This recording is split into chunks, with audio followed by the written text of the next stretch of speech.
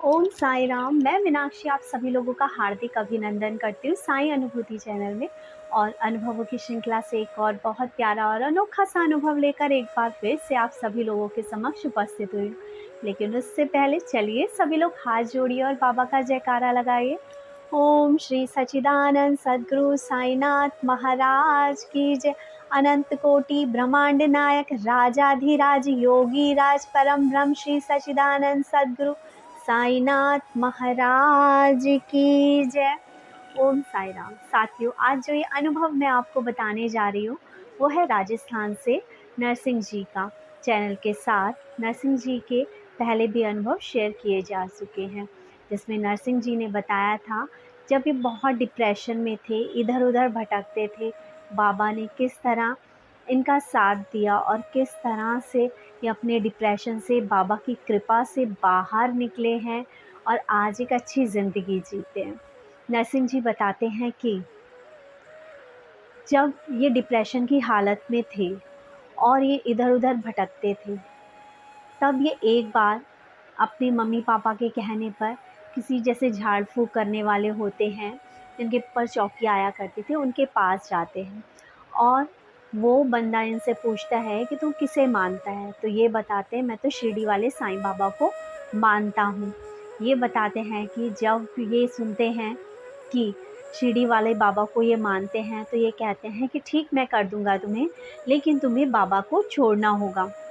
तो इनका सवाल यही था उनसे, क्यों, मैं बाबा को क्यों छोड़ूं? तो ये कहते हैं कि वो बोलता है छोड़ना तो तुम्हें पड़ेगा, अदरवाइज़ हम नहीं कर सकते सही, क्योंकि तू इनकी ही वजह से इस सिचुएशन में फंसा है। तो ये कहते हैं कि मुझे तो बाबा के पास बैठकर बाबा के सानिध्य में आके बहुत शांति मिलती थी। जो मेरा मन भटकता था, बाबा के पास आते के साथ ही मेरा मन शांत हो जाया करता था। तो ये उनसे कहते हैं मुझे ठीक होना ही नहीं है और मैं बाबा को नहीं छोड़ सकता। कोई बात नहीं, मैं तकलीफ़ सह लूँगा, दुःख सह लूँगा, लेकिन मैं अपने बाबा को नहीं छोड़ूँगा। और इनका बाबा के प्रति इतना विश्वास और लगाव जो कि बाबा को भी बहुत पसंद आया और बाबा ने भी माना कि मेरे अनन्य भक्तों में से एक है। और बाबा ने इनकी जो डिप्रेशन की कंडीशन थी वो सही कर दी और ये आज बिना किसी जादू टोने और टोटके करने वाले इंसान के झाड़ फूँक के बगैर ही आज बिल्कुल सही हैं। ये वो व्यक्ति हैं जो बाबा की छुप-छुप के पूजा करा करते थे। जब इनके घर वाले इनका विरोध किया करते थे कि धर्म के भगवान को पूज रहा है इसलिए ऐसा है, तब भी अपने घर में ऊपर के कमरे में जाकर बाबा का कैलेंडर ओपन करते थे, उसे लगाते थे, फिर अगरबत्ती जलाते थे और उसके बाद पूजा समाप्त होने के बाद वापस उसे फ़ोल्ड करते थे और रख दिया करते थे। आप खुद सोच के देखिए, यदि कोई व्यक्ति इतने अनन्य भाव से बाबा की पूजा और भक्ति करेगा तो क्या भगवान को आना नहीं पड़ेगा उसकी रक्षा हेतु? इसलिए मैं हमेशा कहती हूँ, बाबा को अगर मानते हो तो पूर्ण श्रद्धा और विश्वास के साथ मानो। बाबा को पूर्णतः समर्पित करो अपने आप को और बाबा से कहो कि बाबा, आप ही हैं जो सब कुछ कर सकते हैं, मेरा कोई सहारा नहीं है। आपके अलावा मैं कहाँ जाऊँ, किसके पास जाऊँ, किस दर पे भटकूँ मैं जाके? आप हैं, मुझे पता है देर लगाएंगे, लेकिन आपका बच्चा हूँ मैं, आप मुझे ऐसे नहीं छोड़ सकते। जैसे कि नरसिंह जी आज अपने उस डिप्रेशन की अवस्था में इन्होंने लिटरली यही वर्ड कहे थे दीदी कि मैं पागलों की तरह इधर उधर भटकता था और मुझे शांति नहीं मिलती थी, लेकिन अचानक से बाबा को मैं जब देखता था तो मेरा मन शांत हो जाता था। मैं आपको बताती हूँ, बाबा का इनके घर पे बहुत आशीर्वाद रहा है। और एक बार की बात है, इनके घर में जो गाय थी उसने बछड़ा दिया था। एक दिन इनकी वाइफ जब बछड़े को गर्दन की तरफ से सहला रही थी तो वो क्या देखती हैं, एक बहुत मोटी सी गांठ बॉल के जितनी इनके गाय के बछड़े की गर्दन में हो गई है। ये अपने हस्बैंड को बोलती हैं, यानी नरसिंह जी को बताती हैं कि देखो ये क्या हो गया इसके, अब इसे डॉक्टर को दिखाना चाहिए, पता नहीं इस बछड़े को शायद कोई गांठ बन गई है। तो नरसिंह जी हंसी हंसी में कहते हैं, ऐसा कर, हम किसी डॉक्टर को नहीं जानते और हम कहाँ जाएंगे किसी डॉक्टर के पास, हमारा डॉक्टर तो साईं ही है। ऐसा कर, उदी ले और बछड़े के लगा दे। तो इनकी वाइफ कहती है, क्या उदी लगाने से सही हो जाएगा? तो ये बताते हैं कि मुस्कुराते हुए ये कहते हैं, विश्वास तो कर, लगा के तो देख। ये कहती है मेरी वाइफ़, अपने हाथ में बाबा की उदी लेती है और अच्छे से, जैसे दवाई लगाते हैं उस तरह से बछड़े के गर्दन में गाँठ वाली जगह पे उदी लगा देती हैं और लगा के भूल जाती हैं। कहती है 2-3 दिन बाद हम ये बात भूल भी चुके थे, जब इनकी वाइफ़ गाय हुए बछड़े को नहला रही थी या सहला रही थी, तब वो क्या देखती हैं कि उसकी गर्दन में कोई भी गाँठ नहीं है और गर्दन बिल्कुल सामान्य स्थिति में है। तो वो जल्दी से बुलाते, देखिए कि गर्दन में कोई गाँठ नहीं है और बाबा की उदी का चमत्कार हो गया और गाँठ दूर हो गई। तो नरसिंह जी कहते हैं, यही तो है मेरे बाबा का चमत्कार। जी बिल्कुल, बाबा ने हमेशा कहा है कि हर जीव को समान समझो। बाबा ने अपने समय पे भी जानवरों की, गाय, बकरी, कुत्तों, चिड़ियों, इन सब की सेवा करी। बाबा ने हमेशा कहा कि जीव जंतुओं की सहायता करो और उस टाइम पे भी बाबा अपनी उदी से कमाल किया करते थे और आज भी बाबा के नाम पर विश्वास कर कर उदी का यदि हम सेवन करते हैं या अपने किसी पेन वाली जगह पे तो वाकई ही चमत्कार होता है और हमें उस दुख या दर्द से निजात मिल जाता है। इसके अलावा ये बताते हैं कि एक बार इनकी बेटी की उंगली में मस्सा टाइप का जो होता है वो हो गया था और इनकी बेटी छोटी ही थी, तो इनके पास आई और कहती है, पापा पापा देखो मेरी उंगली में क्या हो गया। तो इनके पापा कहते हैं कि अब तो डॉक्टर को दिखाना पड़ेगा, वो इंजेक्शन लगाएंगे। इनकी जो बेटी है वो डरती है इंजेक्शन से, बच्चे सभी डरा करते हैं। तो इनके पापा कहते हैं, ऐसा कर तू बाबा की उदी लगा ले और बाबा की उदी से ये सब सही हो जाएगा। तो इनकी बेटी पूछती है, पापा सच में सही हो जाएगा? तो ये कहते हैं, हाँ लगा तो सही। इन्होंने अपने घर में बाबा का मंदिर बना रखा है, बाबा को स्थान दे रखा है। इनकी गुड़िया जाती है और बाबा की उदी लेती है और अपने फिंगर पे लगा लेती है, उंगली पे लगा लेती है। लेकिन होता ये है कि उसके लगाने के बाद वो सही नहीं होता। वो फटाफट जाती है अपने पापा के पास, पापा पापा मैंने उदी तो लगा ली, लेकिन ये जो उदी है इससे सही तो मेरे हुआ नहीं। तो इसके पापा कहते हैं कि अरे एकदम से सही थोड़ी ना होता है, टाइम लगता है सही होने में। दवाई लगाते हैं, दवाई खाते हैं तो वह असर करती है, सब सही होता है ना। तो इसके बाद वो कहती है, अच्छा तो पापा ये बताओ कितने दिन में सही होगा?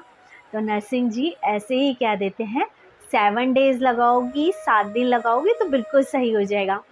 अब इनकी बेटी को तो ये विश्वास हो जाता है कि बाबा तो हमारी बहुत मदद करते हैं, तो मैं सही हो जाऊंगी। ये कहते हैं, जो बाबा के फूल हम चढ़ाते थे, मेरी बच्ची को ना जाने क्या हुआ, वो बाबा के फूल वहाँ से उठाती और बाबा के ऊपर चढ़ाना शुरू कर देती।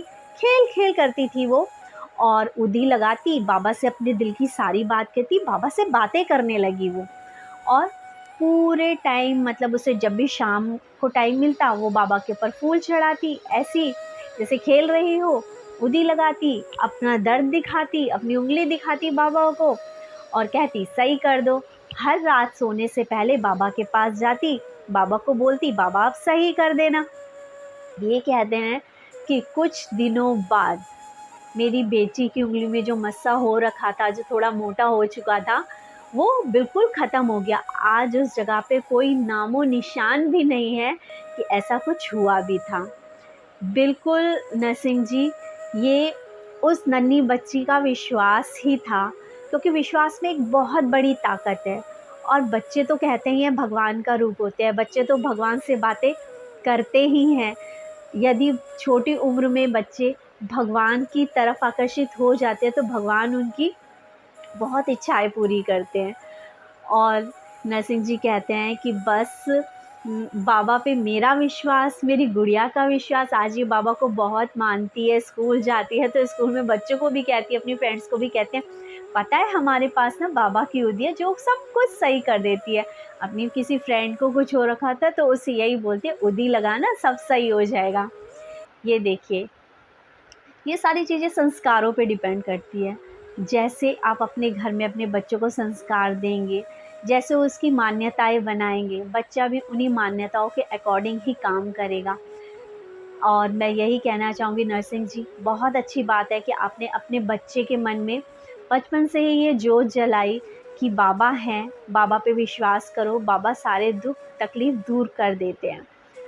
बिल्कुल, बच्चों में विश्वास होना बहुत ज़रूरी है, क्योंकि हमारे बाद हमारे बच्चे ही हैं जो हमारी आस्था और विश्वास को आगे लेके चलेंगे। साथ ही साथ अपने बच्चे को कहिए कि बाबा आप अच्छा पढ़ोगी तो बाबा आपको बहुत अच्छा रिज़ल्ट देंगे, बहुत अच्छी तरह से बहुत अच्छी तरह से आपके नंबर आएँगे, आप बड़ी होके बड़े इंसान बनोगी, अच्छी जॉब करोगी।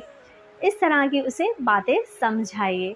और वाक़ई मैं बहुत खुश हूँ ये जान के कि आप बाबा के ऐसे भक्त हैं जो इतनी विकट परिस्थिति में भी, जहाँ सामने वाला ये कह देता है कि तू इसी परिस्थिति में रहेगा, अभी तो और परेशान होगा अगर बाबा को मानेगा, लेकिन फिर भी आपने बाबा को नहीं छोड़ा और आपने बाबा पे विश्वास रखा और बाबा ने आपके दुख दूर किए। यही कहना चाहती हूँ साईं से जुड़े और सभी भक्तों के लिए जो कि डगमगा जाते हैं, थोड़ी परेशानी आने पे बाबा को उल्हाने देते हैं, कहते हैं बाबा काम नहीं कर रहा, मुझे फ़ोन करके कहते हैं आप तो बहुत अनुभव सुनाती हैं, आपके तो बहुत काम पूरे कर देते हैं, लेकिन तुम्हारा बाबा हमारे काम तो नहीं कर रहा।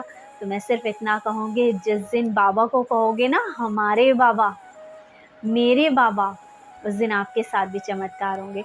जब आप अपने मन में ये बात ठान के बैठ चुके हो कि तेरा बाबा यानी मेरा बाबा मेरी सुनता है, तो मेरा बाबा मेरी तो सुनेगा ही सुनेगा ना।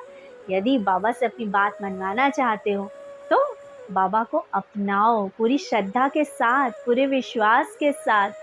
और बाबा के 11 वचन कभी झूठे नहीं हो सकते, ना हुए हैं।